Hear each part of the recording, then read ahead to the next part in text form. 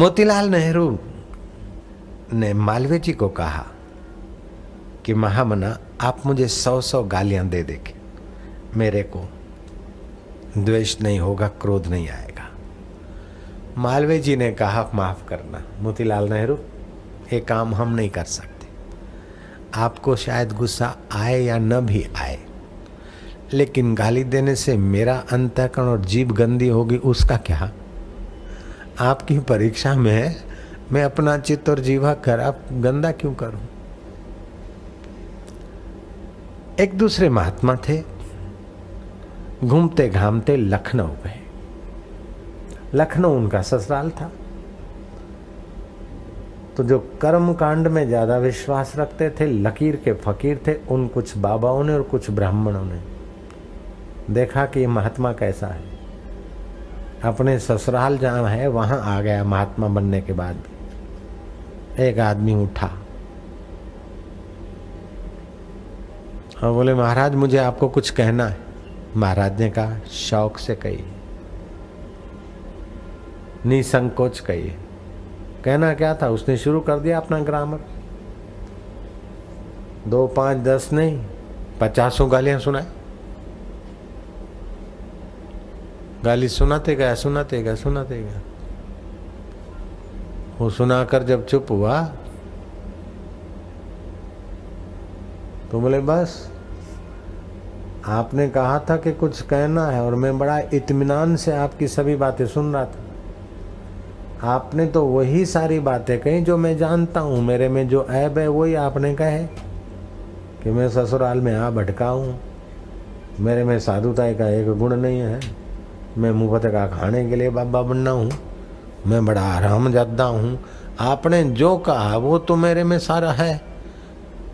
मित्र, मैं तो इसलिए गौर से सुन रहा था कि शायद मेरे में कोई ऐसा ऐब रह गया हो जो तुम नया बताओ। मेरे को नया माल नहीं मिला, ये सब पुराना माल है, ये तो मेरे पास पड़ा है। वो गाली बोलने वाला शर्मिंदा हो गया। महात्मा की सूझबूझ का हम अभिवादन करते। घाट वाले बाबा की मैं बड़ी सराहना करता हूँ। किसी ने गालियाँ दी अनाप शनाप और मैंने पूछा कि वो गाली दे रहा था आपको, यहाँ हरिद्वार की बात है, बिरला घाट। उस समय आपको क्या हो? बोले पहले तो हुआ कि इसको जरा सुना दूं, ठीक कर दूं। फिर सोचा कि अपने को ऐसा ठीक करो कि किसी की असर ना हो। क्या ऊंची बात है। ये ऊंची बात इसलिए सुनाता हूँ कि आप अपने को ठीक कर देना। जयराम जी, जब आप बेठीक होते हैं तब गाली देने वाला सफल हो जाता है, ताना मारने वाला सफल हो जाता है, मस्का मारने वाला सफल हो जाता है। जब आप बेठीक होते हैं, आप अस्वस्थ होते हैं, तब मस्काखोर सफल हो जाता है, मैनेबाज सफल हो जाता है, धूर्त सफल हो जाता है। जब आप अस्वस्थ होते, आप बीमार होते तब। महाराज हम बीमार होते तब ये लोग सफल होते। तो हमारा स्वास्थ्य का क्या मतलब? आप स्व में स्थित रहिए, अपने आत्मा में टिकिए, तब निंदा करने वाला जब निंदा करेगा तो आप ये याद रखेंगे कि किसकी निंदा कर रहा है।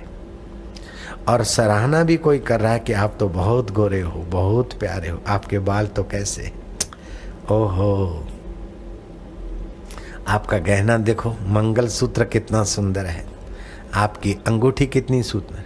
जब अस्वस्थ होती है माई तो इन दो हल्की बातों में भी वो बबलू बन जाती। तुम्हारा मंगलसूत्र कितना अच्छा है। अब वो 4 पैसे के मंगलसूत्र की सराहना कर रहा है और ये देवी फूल ही नहीं समाती। टेबल और फर्नीचर तो भाई तुम्हारे घर का गजब का है। खुश हो गई। ये बीमार व्यक्ति का लक्षण है। जयराम जी की निगुड़े टेबल और कुर्सी की और किसी ने सोफा की सराहना कर दी और तू लल्लू बन गई, तो तू बापू की सत्संगी नहीं है, किसी और की कथा सुनने वाली भक्तानी है। सुखम वा यदि वा दुखम से योगी परमो मता। सुखद अवस्था, मीठी बातें अथवा कड़वी बातें आ जाए, लेकिन अपने में स्वस्थ रहे, वह परम योगी। किसी ने आपके गाड़ी की, मोटर की, फर्नीचर की, कपड़े की, गहने की, गांठे की, मकान की सराहना की, तो आप समझो कि ये मैं तो हूं नहीं, ये तो चीजें हैं। वो तो चीजों की सराहना कर रहा है, इससे मुझे फूलने का क्या सवाल। और किसी ने निंदा भी कर दी कि इनका घर तो ऐसा है, इनकी चीजें तो ऐसी है, इनका गहने तो ऐसे है, इनकी साड़ी तो ऐसी है, इनकी पैंट तो वैसी है, इनकी नाक तो वैसी है, इनका मुंह तो ऐसा है। तो ये तो आपकी चीजें हैं जो आपको छोड़ देनी है, जो जल जाएगी। नाक ऐसी है तो जिसमें से लींट निकल रही उसकी निंदा हुई, मेरा क्या बिगड़ा। अरे तुम्हारा नाक तो कितना खूबसूरत है, तो जहां से लींट निकलती उसमें उसने खूबसूरती देख ली तो अपने पास रखे, मैं अहंकार किस बात का करूं। क्या दांत है, सुभान अल्लाह। अनार की कलियां नहीं, मोतियों की कतारें।